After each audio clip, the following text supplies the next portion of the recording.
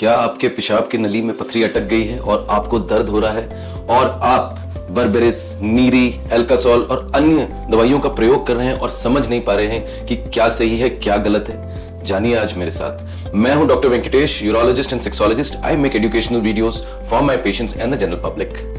So friends, today I am going to talk about a very important topic, that is medical expulsion of stone, यानी दवाइयों से stone का इलाज कैसे करा जाए। देखिए, यूरेट्रिक स्टोन माने जो पेशाब की नली होती है जो किडनी और ब्लैडर को कनेक्ट करती है उसे हम यूरेटर कहते हैं। अगर इसकी नली में अगर स्टोन अटक जाए तो अक्सर आपको पेन होता है।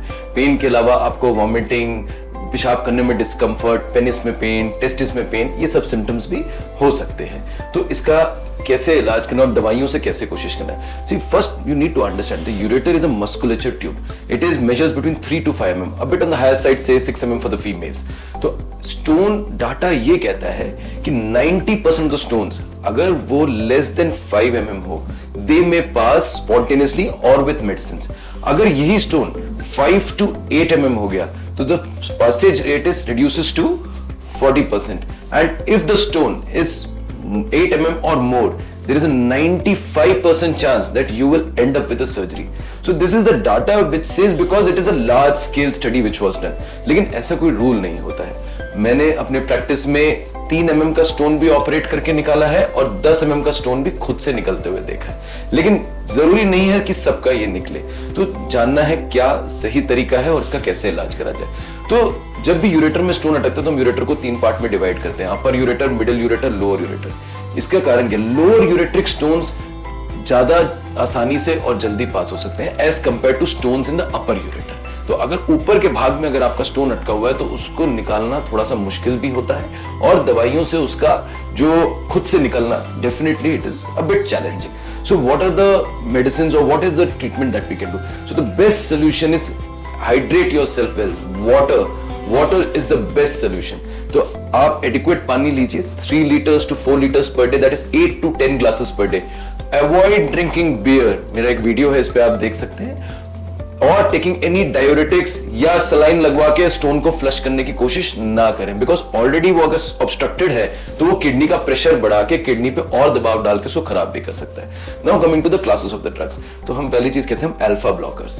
तो बेसिकली जो लोअर यूरेटर होता है उसमें बहुत सारे अल्फा रिसेप्टर्स रहते हैं। तो ये अल्फा रिसेप्टर्स बेसिकली जब स्टोन अटकता है तो इसमें एक्टिवेट होके ये वहां पे स्पाज्म कर देते हैं। जो हम ब्लॉक करते हैं इसको तो यूरेटर का मसल और स्मूथ मसल रिलैक्स हो जाता है, which aids in passage of stone. Secondly NSAIDs माने एंटी इंफ्लेमेटरी ड्रग्स, माने डिक्लोफेनाक जैसे अगर आप लेते हैं तो इंजेक्शन हो या ओरल हो, ये पेन को रिड्यूस करता है, इन्फ्लेमेशन को रिड्यूस करता है और स्टोन को पास करने में हेल्प करता है।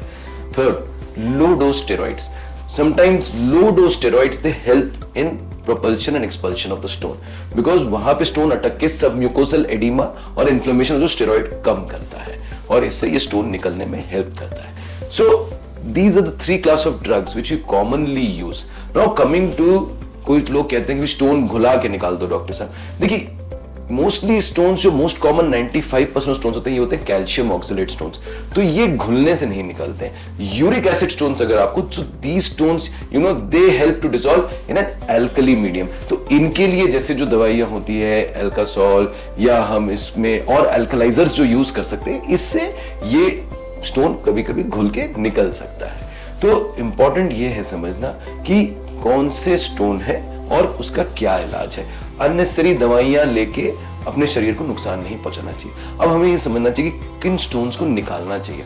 अगर आपको दवाइयां लेने के बावजूद परसिस्टेंट पेन है, दिन में मल्टीपल इंजेक्शंस लेने पड़ रहे हैं या मल्टीपल ओरली पेन किलर्स लेने पड़ रहे हैं, आपकी किडनी की स्वेलिंग बढ़ रही है या आपका किडनी को डिसफंक्शन हो रहा है, क्रिएटिनिन बढ़ रहा है, या आपके पास सॉलिटरी किडनी माने सिंगल किडनी, किसी कारण में दूसरी किडनी नहीं है या कोई डोनेट किया जैसा भी है, तो इन कंडीशंस में हम कहते हैं कि स्टोन को एक्टिवली सर्जिकली निकालना चाहिए। और नहीं तो दवाइयों से हम हमेशा 2 से 3 हफ्ते वेट कर सकते हैं। तो less than 5 mm stone 95% chance होता है कि वो दवाइयों से विद इन 10 डेज निकल जाए। अभी एक आर्बिट्री टाइम पीरियड होता है 2 से 4 हफ्ते। हम कहते हैं क्यों? बिकॉज किडनी में छोटे छोटे नेफ्रॉन्स होते हैं। सो एक बार जब वो प्रेशर बनता है किडनी में तो वो नेफ्रॉन्स डैमेज होने स्टार्ट हो जाते हैं। सो या तो वो स्टोन खुद से निकल जाए या सर्जिकली निकाल दिया जाए, तो वो प्रेशर ऑटोमेटिकली फिर रिलीव हो जाता है, damage reverses. So the damage is sometimes irreversible after 2 to 4 weeks, but this is not the dictum. Sometimes the damage can occur even in 1 day or even in 72 hours when the kidney is acutely obstructed.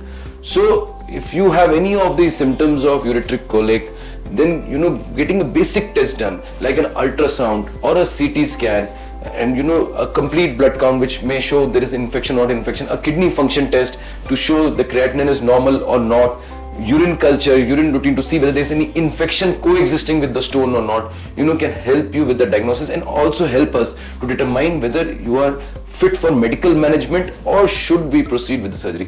For surgeries on ureteric stones, I have my video and you can watch what kind of surgeries are done, which is totally minimally invasive with no cut, no hole. To know more about any such procedures, or if you are suffering from ureteric colic or pain in the flanks or stone disease, you can contact on the number given below and my team will surely help you reach out to me. Thank you.